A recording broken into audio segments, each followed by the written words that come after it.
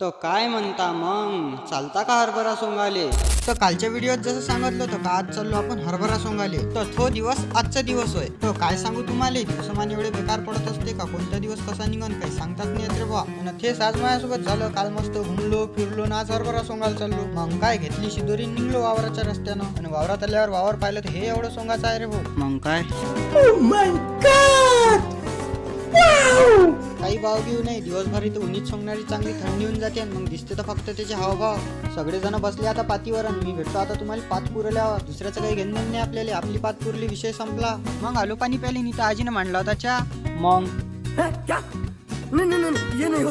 होऊ शकते सगळं होऊ शकते. डबल बसलो पातीवर आणि आमच्या सगळ्याच्या पाता पुरल्या पण आजीचा चहा अजून नव्हता शिजला रे भाऊ. तर आजीला म्हटलं मी आमच्या सगळ्याच्या पाता पुरल्या म्हटलं पण त्या आता चहा अजून नाही शिजला म्हटलं. तर आजी म्हणे मला चहात पाणी जास्त झालं म्हणजे तर ते आठवत बसली होती. मग